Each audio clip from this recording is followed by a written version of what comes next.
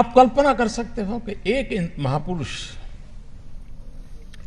जिसको इतना जुल्म सहना पड़ा हो, जिसका बचपन अन्याय, उपेक्षा और उत्पीड़न से बीता हो, जिसने अपनी मां को अपना में अपमानित होते देखा हो, मुझे बताइए ऐसे व्यक्ति को मौका मिल जाए तो हिसाब चुकता करेगा कि नहीं करेगा?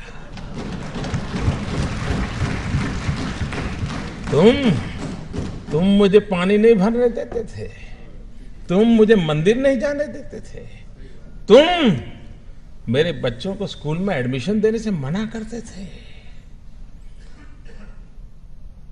मनुष्य का जो लेवल है ना, वहां ये बहुत स्वाभाविक है, लेकिन जो मानव से कुछ ऊपर है वो बाबा साहब आंबेडकर थे कि जब उनके हाथ में कलम थी, कोई भी निर्णय करने की ताकत थी, लेकिन आप पूरा संविधान देख लीजिए, पूरी संविधान सभा की डिबेट देख लीजिए, बाबा साहब आंबेडकर की बातों में, वाणी में, शब्द में कहीं कटुता नजर नहीं आती है, कहीं बदले का भाव नजर नहीं आता है। उनका भाव यही रहा।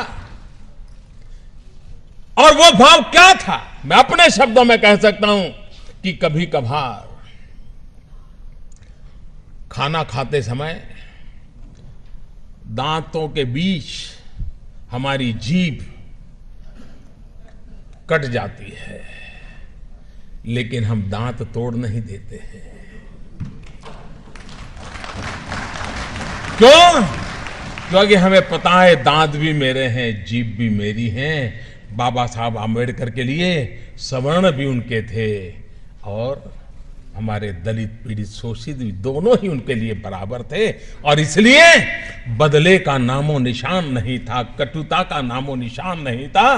बदले के भाव को जन्म न देने का और समाज को साथ लेके चलने की प्रेरणा देने वाला प्रयास बाबा साहब आंबेडकर की हर बात में झलकता है।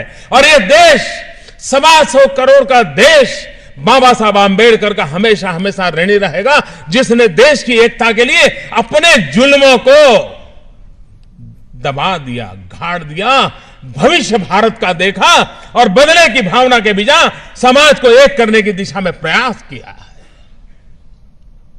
क्या हम सब, हमारे राजनीतिक कारण कुछ भी होंगे, पराजय को झेलना बड़ा मुश्किल होता है, लेकिन उसके बावजूद भी जय और पराजय से भी समाज का जय बहुत बड़ा होता है, राष्ट्र का जय बहुत बड़ा बता होता है। और इसलिए उसके लिए समर्पित होना ये हम सबका दायित्व बनता है। इस दायित्व को लेकर के बाबा साहब आंबेडकर ने जो उत्तम भूमिका निभाई है, राजनीतिक कारणों से इस महापुरुष के योगदान को अगर सही रूप में उनके जीवन काल से लेकर के अब तक अगर हमने प्रस्तुत किया होता तो आज भी समाज में कहीं कहीं तनाव नजर आता है, कभी कभी टकराव नजर आता है, कभी कभी खरोच हो जाती है। मैं दावे से कहता हूं, अगर बाबा साहब आंबेडकर को हमने भुला न दिया होता तो यह हाल न हुआ होता। दोस्तों, अगर बाबा साहब आंबेडकर को फिर से एक बार हम उसी भाव के साथ, श्रद्धा के साथ जन सामान्य तक पहुंचाने का प्रयास करेंगे तो ये जो कमियां हैं वो कमियां भी दूर हो जाएगी।